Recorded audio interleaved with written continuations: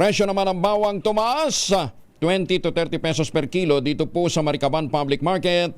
Pero ang manok nagmura daw po. Nandun si Giselle Recoport, RH15. Giselle, good morning.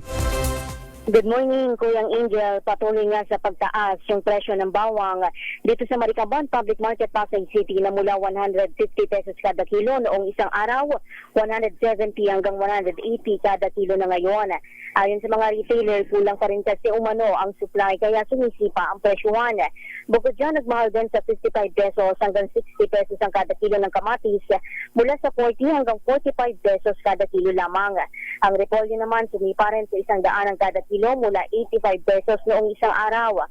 Ang kalamansi 130 pesos, mas mahal ng 10 piso mula 120 kada kilo. Ang patatas 100 din ngayon mula sa dating 90 pesos. Ang Baguio beans 120 kada kilo mula 110 pesos kada kilo. Ang pechay Baguio 120 pesos kada kilo mula sa dating 110 pesos. Ang bell pepper naman 150 pesos ang kada kilo ng kulay pula, 190 pesos naman ang kada kilo ng green mula 140 pesos. Ang luya nagkapako sa 190 kada kilo.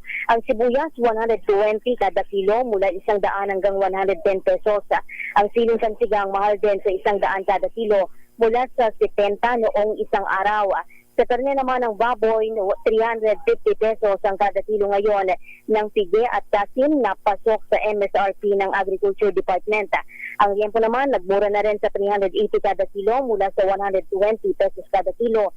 Habang ang ribs at buto-buto parehas naman na 290 pesos kada kilo ngayon. Ayon sa mga retailer, ramdam na raw nila ang tumal ng bentahan dahil papalapit na ang mahal na araw. Ang isang buong baboy umano, pahirapan daw nila maibenta sa isang araw dahil lumilipat na yung kanilang mga suke sa isda at gulay. Samantala, ang whole chicken naman, 180 pesos ang kada kilo ngayon, mas mura ng 5 piso mula sa 185 pesos noong nakalipas na linggo lang. Ang hita, petso at pakpak, pare-parehas naman na 190 pesos ang kada kilo dito sa pamilihan. Ito si Giselle Recoport para sa DZRH sa Pilipinas, una sa Pilipino. Maraming salamat, Giselle.